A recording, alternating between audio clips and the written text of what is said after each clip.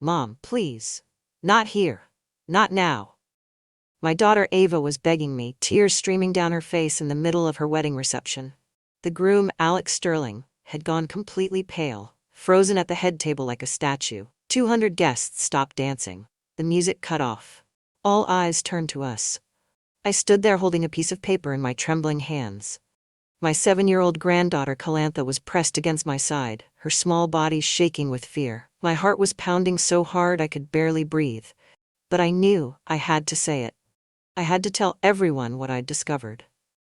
And nothing was ever going to be the same again. Before I tell you how we got here, hit that subscribe button, because this story gets even more twisted than you think. And let me ask you this. Have you ever had a gut feeling about someone that everyone else ignored? Drop your answer in the comments. Let me tell you how we got here. My name is Betty Harrison, and I've been around long enough to trust my gut. 72 years on this earth taught me that when something feels wrong, it usually is. Let me take you back to how this nightmare of a day actually started, because the warning signs were there from the very beginning. I just didn't want to believe them. 6 months ago, my daughter Ava called me with news that made my heart sing. She was getting married. I remember exactly where I was when she told me. I was in my kitchen making tea, and her voice on the phone was so full of joy, so full of hope. After 7 long years of raising Calantha alone, after her father walked out when she was just 3 months old and left them with nothing but heartbreak and broken promises, she'd finally found someone who made her smile again. His name was Alex Sterling. Successful businessman. Owned some kind of tech consulting firm downtown. Charming in that smooth, polished way that comes from years of closing deals and winning people over. The kind of man who always knew exactly what to say, who could make you feel like you were the most important person in the room. He brought Calantha little gifts every time he visited. Stuffed animals, books, hair ribbons. Always something thoughtful. Always something that made her light up. I wanted to love him for my daughter's sake. I really did. Ava deserved happiness after everything she'd been through. She'd worked 2 jobs to keep a roof over their heads. She'd sacrificed everything for Calantha. And here was this successful, handsome man who seemed to adore her, who talked about giving them both the life they deserved. But something felt off from the very beginning. The way Alex looked at Calantha sometimes sent chills down my spine. It wasn't cruel exactly. It was worse than that. It was distant. Cold. Calculating. Like he was looking at an obstacle instead of a 7-year-old little girl.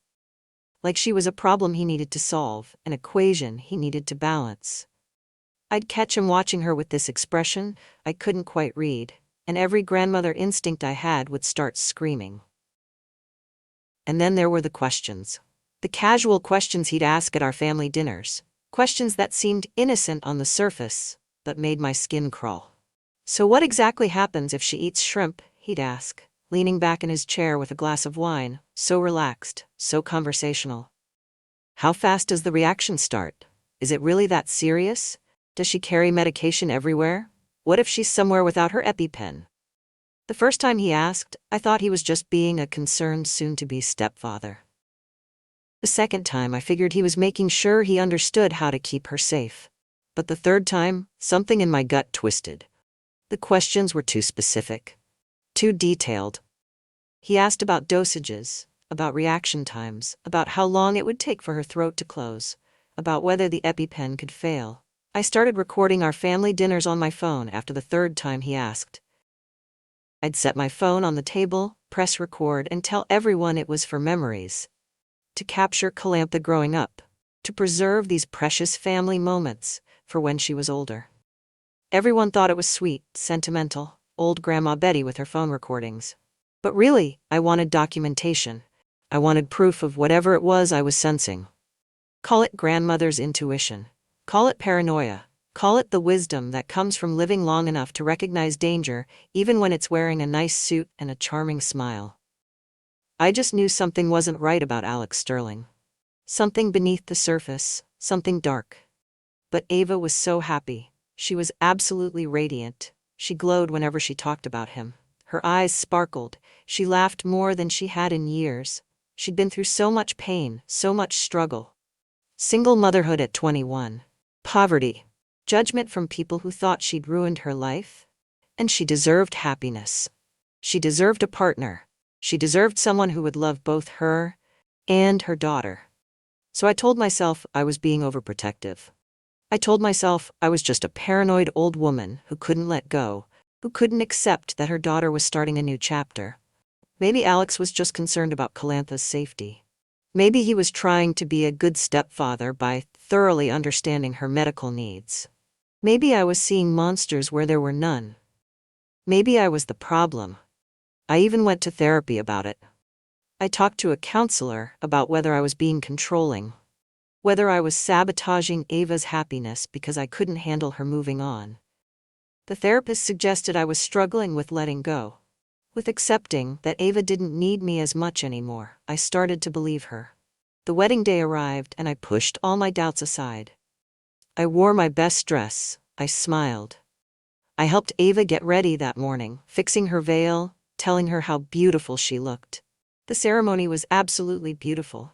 The church was filled with white roses and candles. The sun streamed through the stained glass windows. Ava looked like an angel in her white dress, walking down that aisle with tears of joy streaming down her face. When they said their vows, when Alex promised to love and cherish her in sickness and in health, for richer or poorer, for the rest of his life, I cried. Real tears. Not the fake kind you cry at weddings because you're supposed to. Real, genuine tears. Because maybe I was wrong about him. Maybe love really had found my daughter after all those years of struggle. Maybe fairy tales do come true, even for single mothers who've had their hearts broken. The reception started at this gorgeous ballroom in the nicest hotel in the city. Crystal chandeliers hung from the ceiling like frozen waterfalls.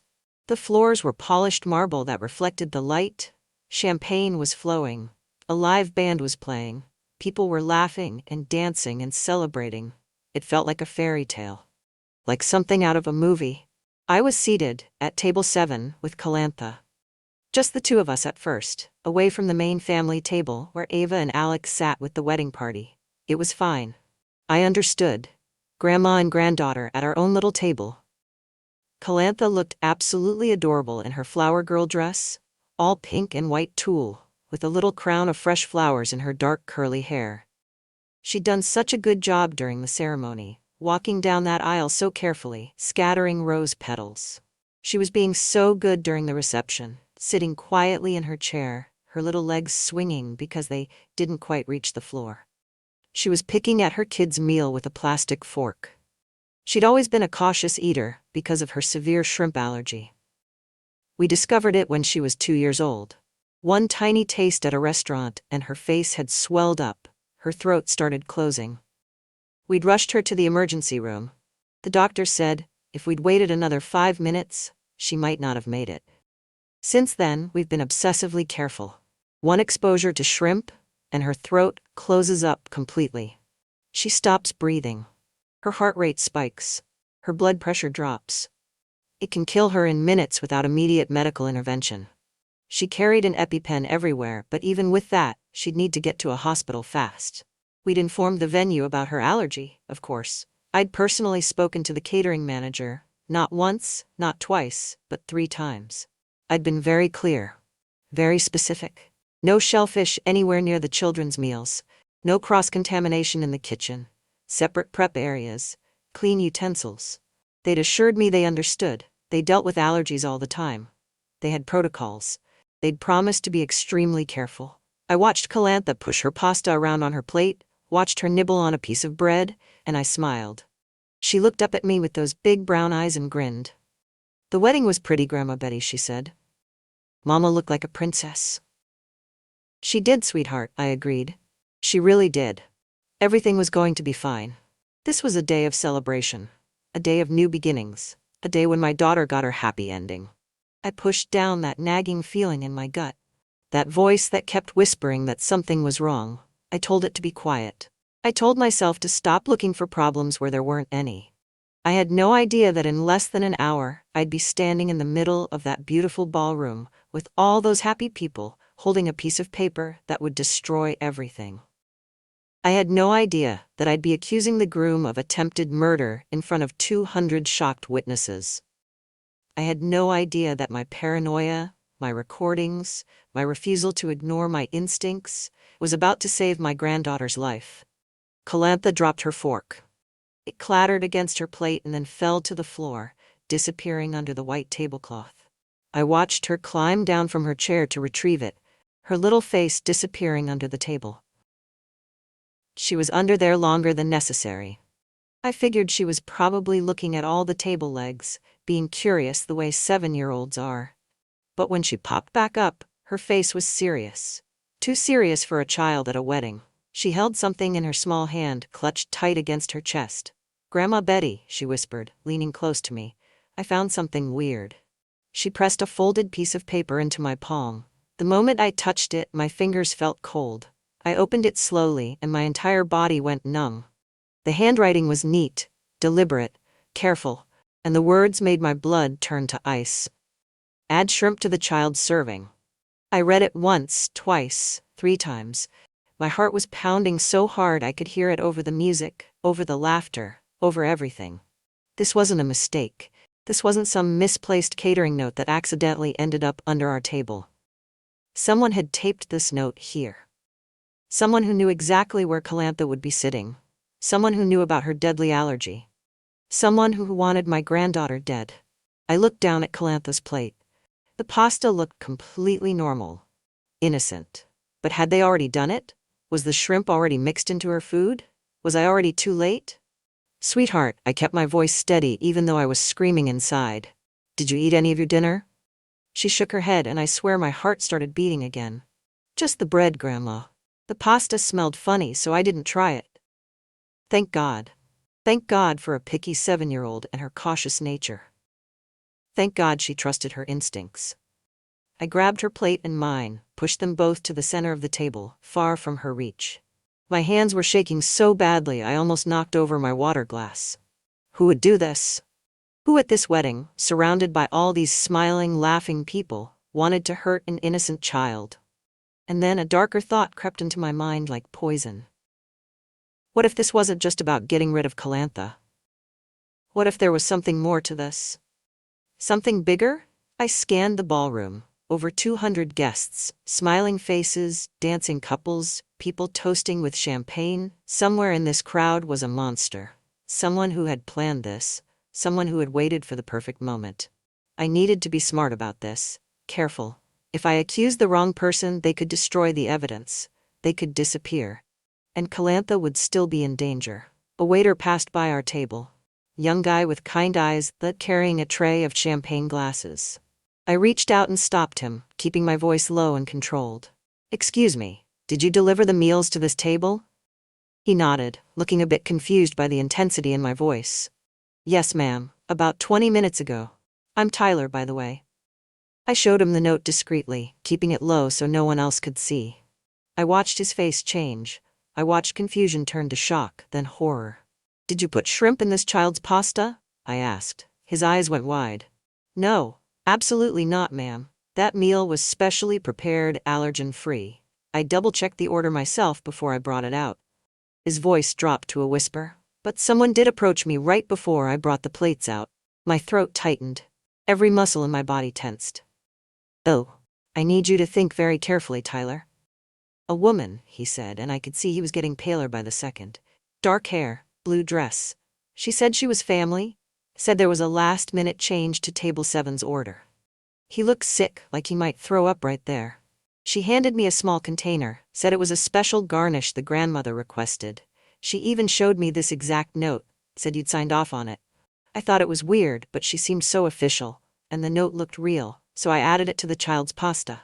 The shrimp garnish." The world tilted. Everything went blurry for a second. A woman. Blue dress. Family. Someone had pretended to be acting on my orders. Someone had used my name to try to murder my granddaughter. I turned slowly, scanning the crowd with new eyes. And then I saw her. Alex's sister, Gloria Sterling. Sitting 3 tables away from us, wearing a dark blue dress. She was watching our table, and when our eyes met, her face went completely white. Guilty, terrified. Would you recognize her if you saw her again? I asked Tyler, never taking my eyes off Gloria. He nodded firmly. Absolutely, ma'am. I'd never forget her face after this. I had my proof. I had a witness, but I needed more. I needed to make this airtight. Tyler, does this venue have security cameras? He nodded immediately. Everywhere, ma'am. Kitchen, corridors, even some angles of the ballroom. Management is very strict about security. Perfect. The cameras would show everything. But I needed one more thing. One more piece of evidence that would connect all the dots. I pulled out my phone with trembling hands, opened my voice memos app, scrolled through weeks and weeks of family dinner recordings. All those dinners I'd recorded, telling everyone it was for memories. And there it was. Multiple recordings of Alex asking about Calantha's allergy.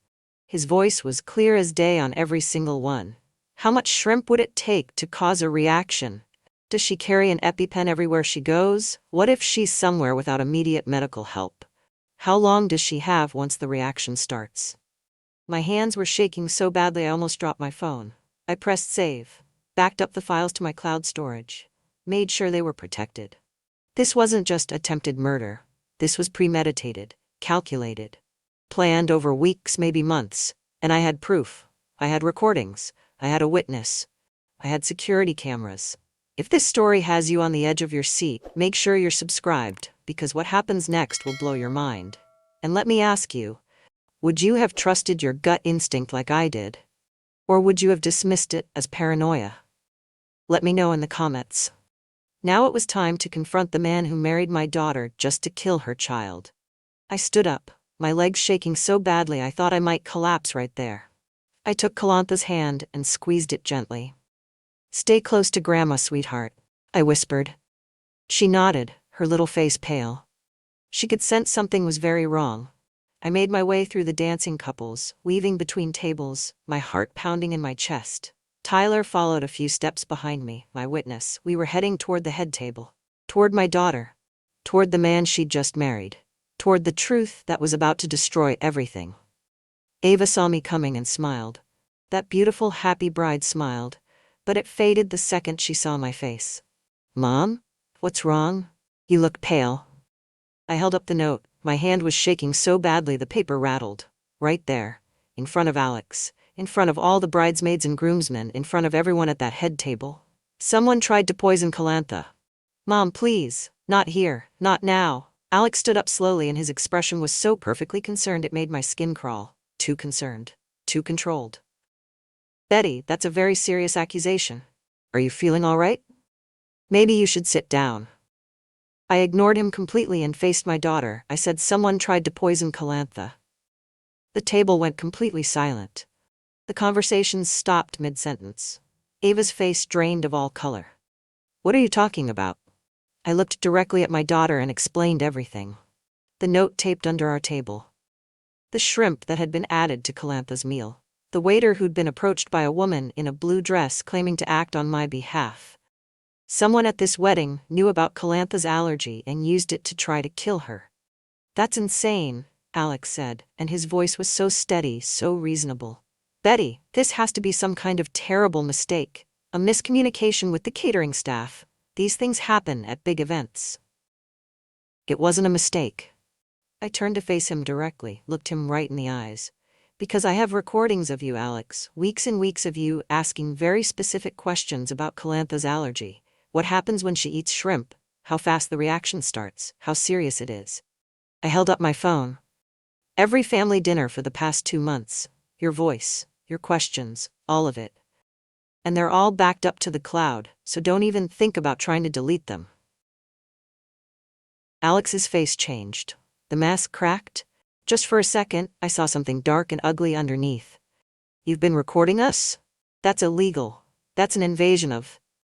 That's evidence. I cut him off. I gestured to Tyler. Tell them what you told me. Tyler stepped forward nervously, his hands shaking. A woman in a blue dress gave me a container of shrimp. She told me to add it to the child's meal at table 7. She said she was family. She said the grandmother requested it specifically. And would you recognize this woman? I asked, even though I already knew the answer. Yes, ma'am. He pointed across the ballroom. She's sitting right over there. Every head turned to follow his finger. He was pointing directly at Gloria Sterling. The moment everyone's eyes landed on her, she stood up abruptly. Her chair scraped loudly against the floor. Her face was sheet white, drained of all blood. I need some air. Don't you dare move, I said loudly enough for the entire ballroom to hear. The music had stopped now. The DJ had cut everything off. 200 people were watching this unfold. Alex, call your sister over here, right now. Alex's jaw tightened. I saw his hands clench into fists at his sides. Gloria, come here please. His voice was calm, but I heard the edge underneath it. The warning, the threat. Gloria walked toward us like she was walking to her own execution. Her mascara was running down her face. Her hands were shaking. When she reached our table, she couldn't look at anyone. She just stared at the floor. I'm sorry, she whispered. I'm so sorry. Sorry for what? Ava asked, standing up now. Her voice was breaking. Gloria, what did you do? She didn't do anything, Alex interjected sharply, his voice cutting through the tension. Betty, you're upset and confused. These recordings prove nothing. I was just trying to be a good stepfather. I was trying to understand Calantha's medical needs so I could keep her safe. Then explain why you took out a life insurance policy on Calantha 2 weeks ago. The voice came from behind us, deep, authoritative. We all turned. A man in a suit was walking toward our table, holding a briefcase. He looked official, professional. I'm Detective James Park, he said.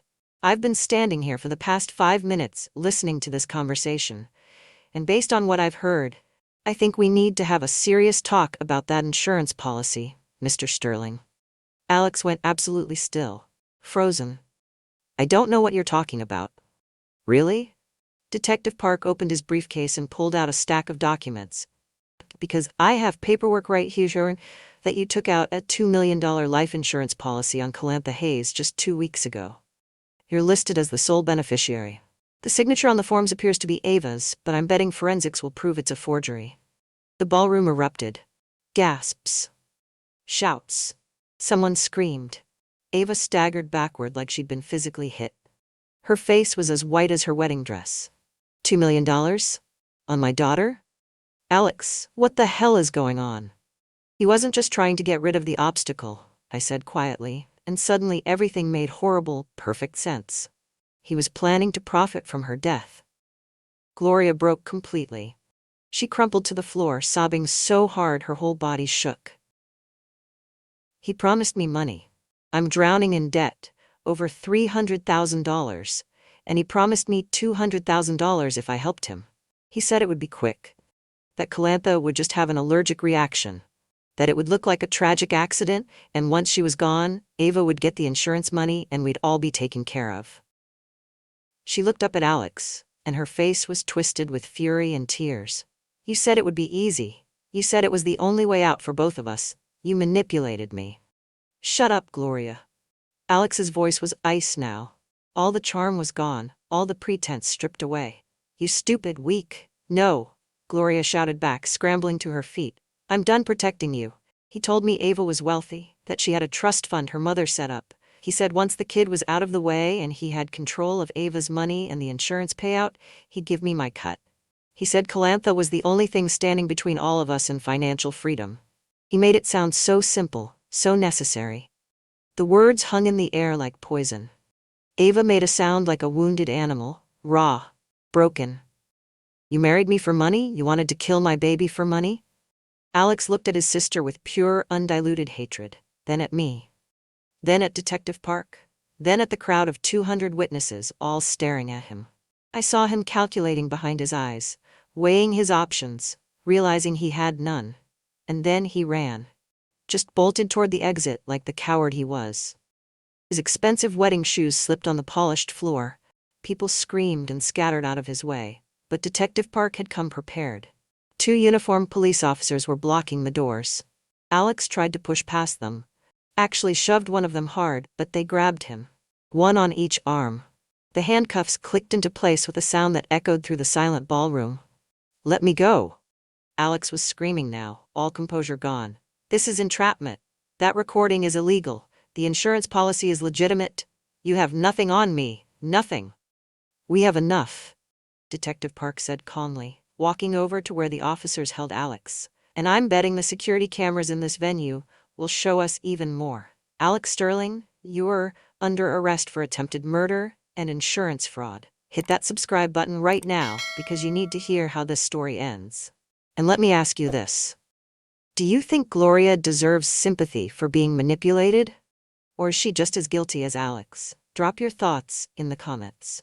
The man my daughter had just married was being dragged out of his own wedding reception in handcuffs, screaming about lawyers and rights. And I stood there, holding my granddaughter's hand, the little girl who was still alive only because she didn't like the way her pasta smelled. Detective James Park wasn't actually a wedding guest. He was a friend of mine from the police force, and I'd called him 3 days before the wedding. I had this terrible feeling in my gut. I'd listened to those recordings over and over, and something about Alex's questions felt too calculated, too specific, too deliberate. So I'd asked James to do some digging into Alex Sterling's background. He'd found the insurance policy that very morning. $2 million on a 7-year-old child. The forged signature that looked like Ava's but wasn't quite right. The rushed timeline, everything pushed through in less than 2 weeks. James had come to the wedding prepared to watch, to observe, to gather evidence. He just hadn't expected to walk into an actual attempted murder happening in real time. The police took both Alex Sterling and Gloria Sterling into custody, right there at the reception. The catering container was recovered from the kitchen trash. It was full of minced shrimp, exactly as Tyler had described. Alex was screaming about lawyers and illegal surveillance as they led him out in handcuffs. Gloria went quietly, still crying, still apologizing to anyone who would listen. The security footage told the entire story. Every single damning second was captured on camera. Alex in the kitchen before the reception started, talking to Gloria in hushed tones, handing her the small container. Gloria approaches Tyler with the note, pretending to be official, pretending to be acting on my orders. Every moment of their conspiracy was recorded, but the recordings from my phone were what truly sealed Alex's fate. Weeks and weeks of Alex systematically gathering information about how to kill Calantha and make it look like a tragic accident. District Attorney Elizabeth Clark reviewed them personally. She called them chilling evidence of premeditation. She said in all her years as a prosecutor she'd rarely seen someone plot a child's murder so methodically. The ballroom cleared out slowly after that, guests leaving in shocked, stunned silence. Nobody knew what to say. Nobody knew how to process what they'd just witnessed.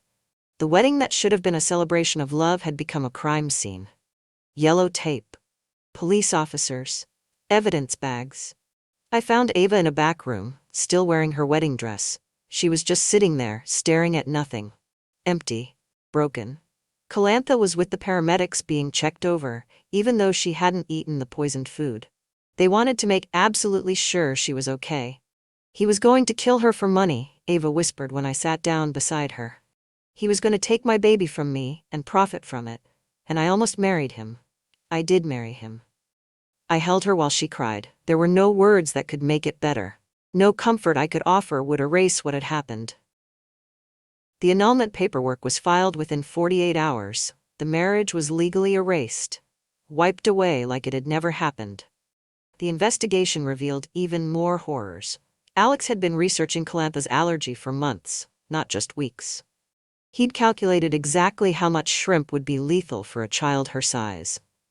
He'd practiced forging Ava's signature on dozens of documents until he got it perfect. The insurance policy was just the beginning of his plan. He'd also forged papers to make himself Calantha's legal guardian in case something happened to Ava. He'd been planning to control everything. Every asset, every dollar, every decision. Gloria's debt turned out to be real. Over $300,000 from gambling and bad investments. Alex had known about it. He'd exploited her desperation, dangled hope in front of her, and promised her a way out of the hole she'd dug. She took a plea deal to avoid trial. 5 years for being an accessory to attempted murder. She'd have to live with what she'd almost done for the rest of her life. Alex went to trial. He fought it, hired expensive lawyers, tried every legal maneuver possible, but the evidence was overwhelming. The recordings, the security footage, the forged insurance documents, Tyler's testimony, the container of shrimp with Alex's fingerprints on it. He got 25 years old. First-degree attempted murder with special circumstances. Premeditation, financial motive. Targeting a child. Judge Ophelia Holloway called it one of the most calculated and cold-blooded cases she'd ever seen in her 30 years on the bench. 6 months passed. Ava and Kalantha had moved back in with me temporarily. My house became their safe space. Therapy was helping them both. Slowly. Day by day. Kalantha still had nightmares sometimes. She'd wake up screaming about shrimp, about the wedding, about the man who tried to hurt her.